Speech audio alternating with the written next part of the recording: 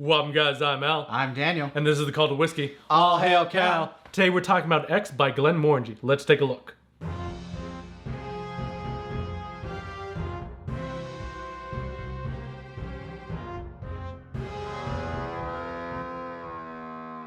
Welcome back. Today's whiskey is a Highland single malt. It is 40% ABV. It is chill filtered. We don't have confirmation whether or not there was E150 added to it, but we can assume that it does. Everything else in their core line has E150 added to it, and we have no reason to assume otherwise on this. It was a non-aged statement whiskey. It was aged in ex-bourbon cask and new virgin oak cask, and we can maybe give them benefit of doubt and say some of this coloring comes from that new virgin oak, but I seriously That's doubt. a stretch. Yeah. It's a nice color. I seriously doubt it. That being said, it says directly on the bottle, made for mixing, which is a red flag. That's not a good way to start. Well, no, I mean, that's like putting on a wine bottle that you must mix it with fruit for sangria. That doesn't make any sense. They basically say it does not taste good neat. Do not drink by itself. Yeah. But you know what? Let's give it a try. History time. X by Glenmorangie is a new 2021 release and was developed with bartenders to create a richer, sweeter Glenmorangie. Although single malt whiskeys are not the typical mixers for cocktails, Glenmorangie is one of the most sold single malt whiskeys in the world. And with that level of consumption, we're pretty sure people were already mixing their whiskeys. For more history and background on Glenmorangie, check out our review of their Lasanta and Quinta Ruban. All right, let's take a look at the nose. Let's do it.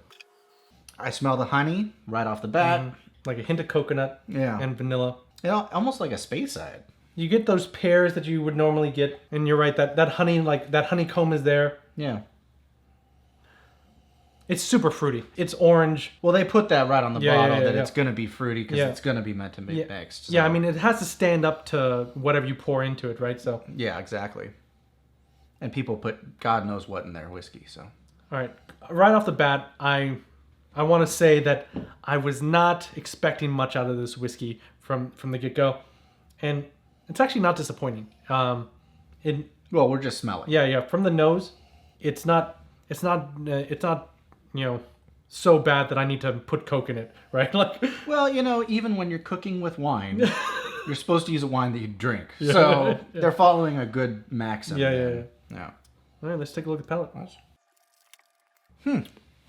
That's not different. Bad. It's not bad. I was expecting thinner at that 40% ABV. It's not too thin. It is thin, but it's not overly thin where I'm like, oh my god, they watered this down to unrecognizable. No, not at all. It's got enough of a flavor that it could stand up to being mixed. I can tell that. Without overwhelming the other ingredients. Yeah, and you're still getting the same things on the notes. You're still getting that orange zest, that like hint of coconut, that like raw sugar. Yeah. It's okay. Yeah, the finish is a little quick, but not overly thin that like I said, it's... Well, you don't want a long finish if you're going to be mixing it, because you don't want to appreciate it. It'll just ruin the drink. But for a straight drinker, as far as just neat, it's not so bad. It's not terrible. It's not terrible at all. I wouldn't refuse it. No. I've definitely had worse. Well, that's true. Let's try some water. It's about the same. Yeah. Honestly, it didn't lose any character or any flavor, which I guess makes it a good mixer. Yeah, it's so sweet that I think it obviously was meant to be mixed, so that sweetness is going to come out on top no matter what. Yeah, well, it's not bad. Let's see that. I can see it on ice. Let's do it. I'm not a fan of it on ice. Well, it definitely loses pretty much all of its character. You know what it is? It gets more of a grass note on ice. It actually reminds me more of like a vodka. Yeah. Like a Polish vodka where it has a strong grass flavor. Yeah. That's what it reminds me of. You think it would stand up to the ice a little bit better? Well, if we were mixing it with like Coca-Cola or something, it'd be fine. Yeah. Neat on with water is pretty good. Yeah, actually with water. Yeah. More so than the neat. I think the neat was actually too sweet, but with a little bit of water, it really balances it out. It's perfectly drinkable. All right. So what's the price point on this? The MSRP on this is $33.99. So not high. Yeah, I mean, but not low. It's a budget whiskey, right? It is budget whiskey. I picked up for $27.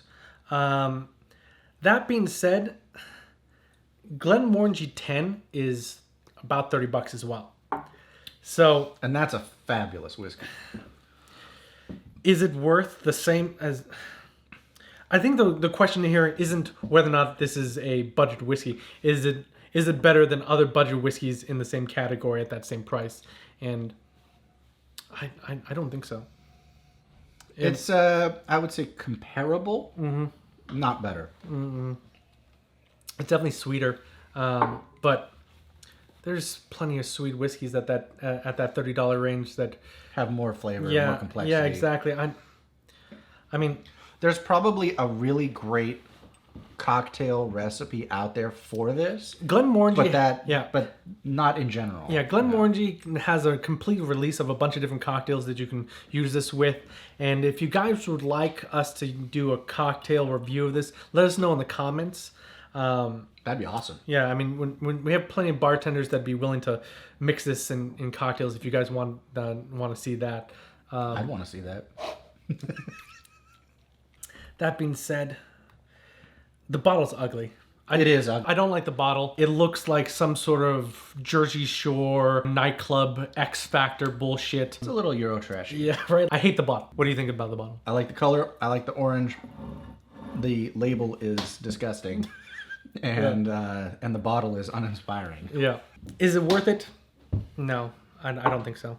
For $30-something, I'd get 2 bottles of something cheaper. Yeah. I mean, Especially for mixing. yeah, I don't. But we're still drinking it. Glenmorangie has a lot of amazing whiskeys, and this just isn't one of them. That being said, it wasn't made to be drinking by itself, so We can't get them on that. we're drinking it wrong as they stated. So Yeah, that's on us. Yeah.